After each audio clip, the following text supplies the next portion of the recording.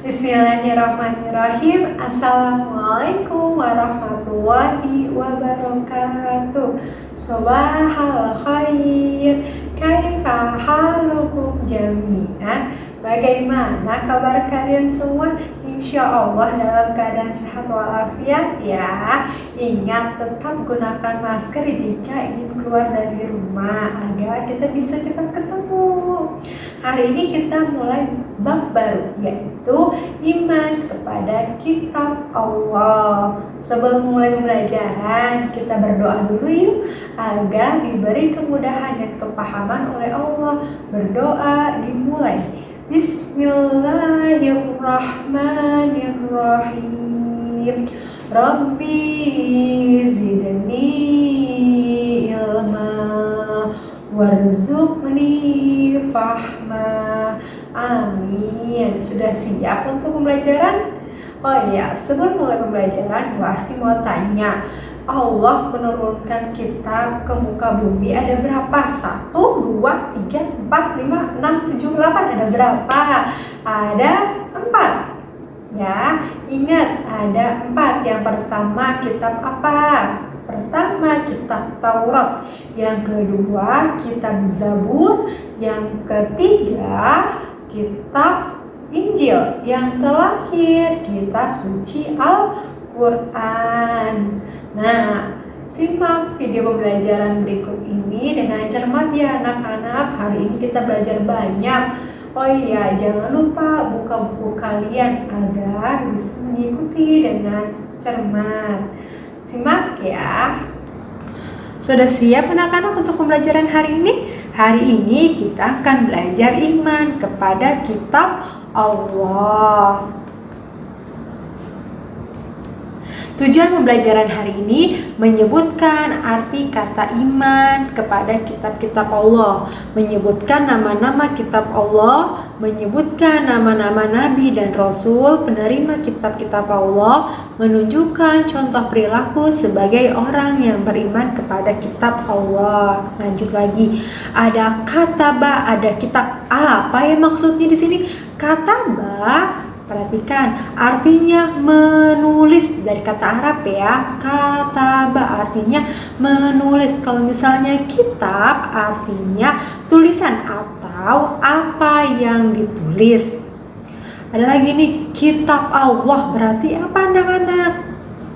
Kitab Allah berarti kitab suci yang diturunkan oleh Allah Subhanahu wa Ta'ala kepada para nabi dan rasulnya, yang berisi kumpulan dari wahyu-wahyu Allah atau kalam-kalam Allah yang diturunkan kepada nabi dan rasulnya. Kitab Allah itu ada 4. Ada Taurat, Zabur, Injil, dan Al-Quran. Ada berapa anak-anak? Ada 4. Taurat, Zabur, Injil, dan Al-Quran. Nah, sekarang Allah juga memberikan suhuf kepada Nabi Ibrahim dan Nabi Musa. Suhuf berarti lembaran-lembaran yang berisi wahyu-wahyu Allah.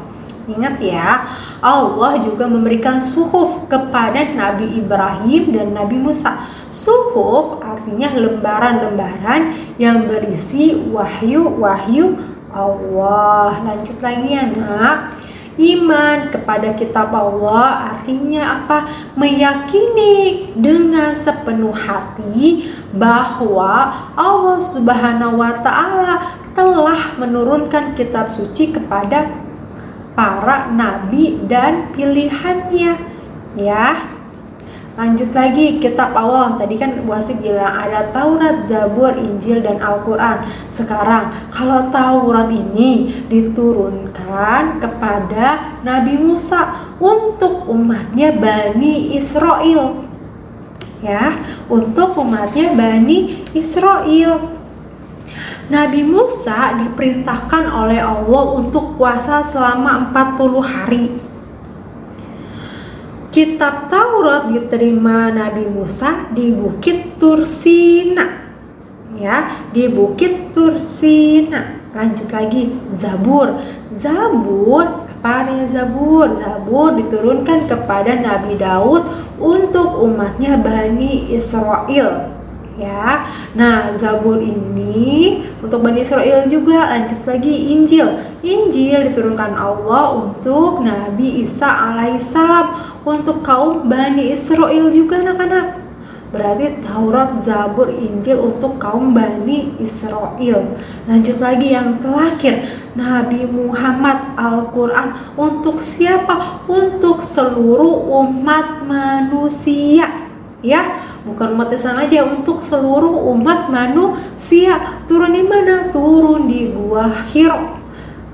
Wahyu yang pertama yaitu surat Al-Alaq ayat 1 sampai 5. Gimana bunyinya Al-Alaq? Iqra bismi rabbikal ladzi khalaq.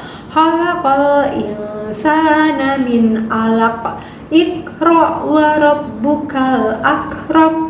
Alladzi 'allama bil qalam. 'Allamal insana ma lam ya'lam. Wah, panjangan nih Bu Asti. Lanjut lagi ya, Nak. Nah, sekarang Taurat. Isi kitab Taurat antara lain yang pertama keesaan Allah, ya. Terus habis itu janji, hukum, ancaman Allah. Allah juga memberi keterangan tentang adanya Nabi dan Rasul terakhir yaitu Nabi Muhammad. Nah, kan Taurat itu turun sebelum ratusan tahun Nabi Muhammad lahir, tetapi Allah sudah mengabarkan bahwa akan ada Nabi dan Rasul terakhir yaitu Nabi Muhammad, ya.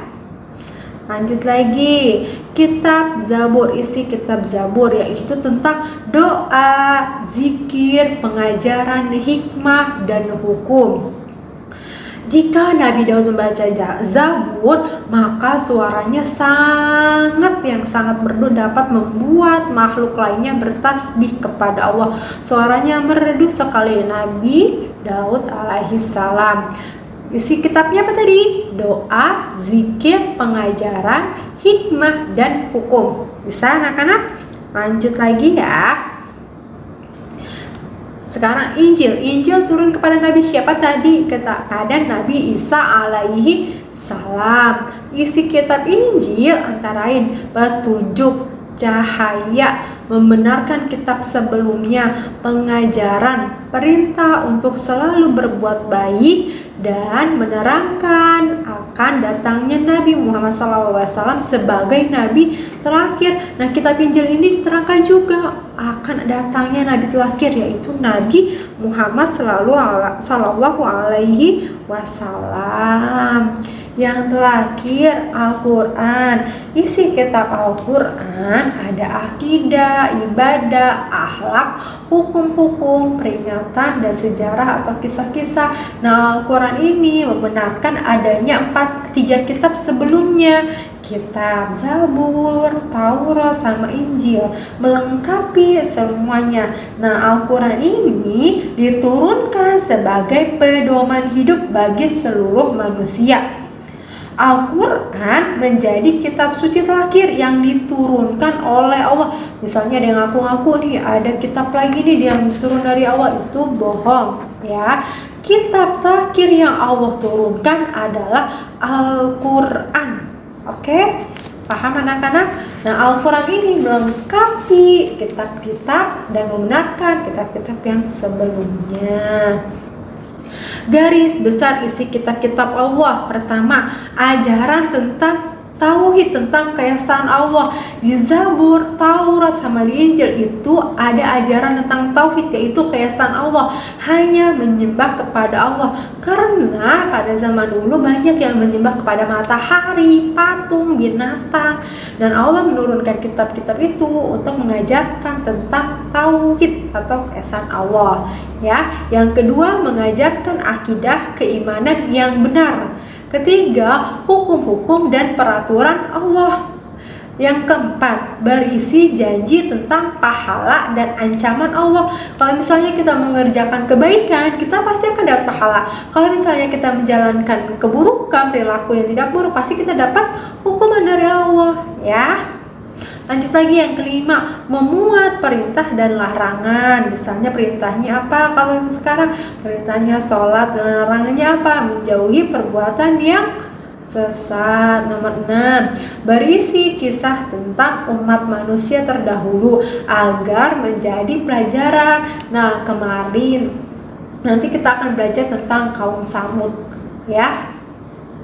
Lanjut lagi, contoh beriman kepada kitab Allah, meyakini kebenaran kitab Allah sebagai kebenaran yang hakiki. Kitab Taurat, Injil, terus sama Zabur itu tuh Allah yang menurunkan kepada pilihannya, kepada nabi-nabinya, ya. Yang kedua, meyakini bahwa kitab Allah benar-benar wahyu Allah, benar-benar wahyu yang Allah turunkan, bukan karangan para rasul. Ya, bukan rasul yang ngarang-ngarang ini perintahnya seperti ini, larangannya seperti ini, ancamannya seperti ini, bukan, tetapi itu sudah peraturan dari Allah. Yang ketiga, membaca Al-Quran sebagai suatu ibadah kepada Allah, mempelajari dan memahami Al-Quran, mendakwahkan dan memperjuangkan Al-Quran. Yang keenam, mengamalkan apa yang diperintahkan Allah dalam Al-Quran. Yang ketujuh, meninggalkan larangan Allah yang ditegaskan dalam Al-Quran. Yang kedelapan, mempedomani Al-Quran dalam ibadah dan perilaku sehari-hari, ya. Sudah bisa anak-anak? Insya Allah bisa. Selanjutnya tugasnya, ya.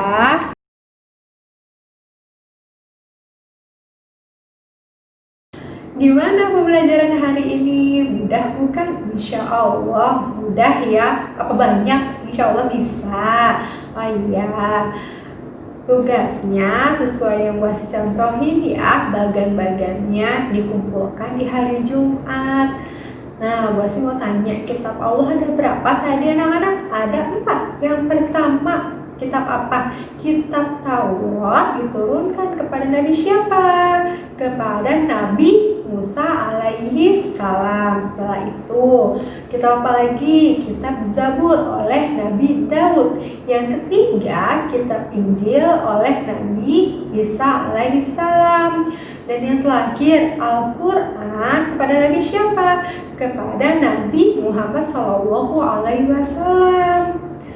Nah, kalau misalnya ingat nih, Taurat, Zabur, Injil rata-rata diturunkan kepada kaum Bani Israel. Tetapi kalau misalnya Al-Quran untuk seluruh umat manusia, ya, untuk seluruh umat manusia. Paham ya anak-anak, ya? Mungkin sampai di sini pembelajaran kita hari ini. Mari kita ucapkan hamdalah, alhamdulillahirabbil alamin. Wabillahi taufiq wal hidayah. Wassalamualaikum warahmatullahi wabarakatuh. Sampai jumpa.